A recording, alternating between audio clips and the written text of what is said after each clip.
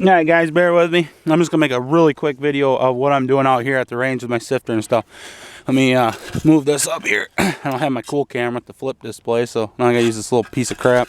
Anyways, so I got to come back and look. Anyways, this is my big sifter. You see it's all beat to piss.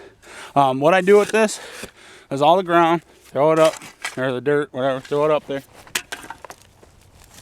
Sift it. And you're going to get a lot of this trash and stuff. What I do is I throw it right there in one general pile. And then that way I can take it home with me. To try to help clean up crap. It don't seem to help, but I guess it is. I don't take too much out, but because all that's in there. Let me see if I can get it up to you guys. Most of it's lead here, and then you do get some trash in there, but all the dirt's out because we don't want to take dirt from the range, because then obviously after a while we're going to have a small berm, so we don't want to take the dirt, but we could take the lead and then all the trash and wood chips with it, and then that way we don't make anybody unhappy, you know, law or anybody.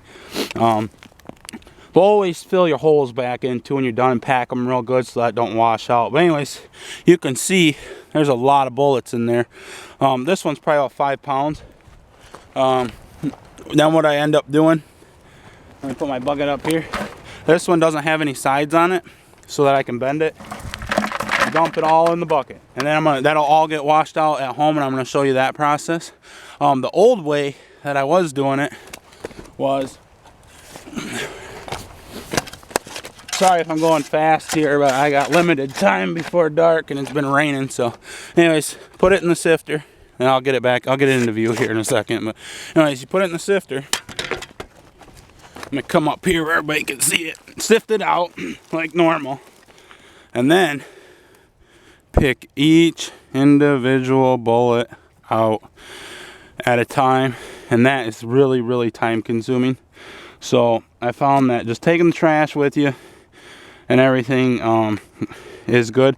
This method won't work on like rock berms and stuff like that, because obviously then you're taking rocks and you're gonna get in trouble taking rocks and dirt from the ranges. So what you guys want to do is make sure that at the rock ranges, get yourself a classifier made up so that it's knocking anything that's an inch or bigger off to the side, and the smaller stuff falls through, maybe even down to a 3/4. The only problem with that is some of the slugs flatten out real big, and then you'll lose those, but you can see them pretty good. I would definitely work on a classifier that will work for your range. This is all dirt, so this way works really good out here. I do have a classifier at home for another range that I do, but I've been doing this range pretty much all spring and the end of last summer, and this is where I'm going to stay. This produces the most, but I can get out 500 pounds with another guy in about an hour and a half, and probably about 300 to 400 by myself, depending on how much I bust ass and how much the ground's frozen. The ground is frozen several times since it thawed out here at the beginning of the season. So anyways, you get the point and the idea. This is a double hardware cloth mesh screen that's doubled up, and it's staggered off to the sides so that the holes aren't big enough. The 1/2 inch lets 45 through, and that means pretty much everything else is going to go through. So by staggering it, 22s will get through and some 380 auto, but at this scale of lead recovery that I'm doing, it really doesn't matter. I mean, you're going to end up getting them eventually, but there's so much more lead in here that it doesn't really matter. I mean, yeah, it'd be cool to get that, but then you're going to get more rocks, dirt, stuff like that, and that's going to also reduce the amount of lead that you're actually getting in your bucket. You're going to get more rocks and impurities, I guess we can call it, in the lead. So yeah, that's what I'm doing. I'll when I get home, might be tomorrow, I'll show you how I'm washing it all. Okay guys, this is what I'm doing. I have my sluice box that I use for prospecting here in the rivers. I flipped these upside down, the riffles, so they're upside down. Here, let me try to get in there. Yeah, see, they're upside down.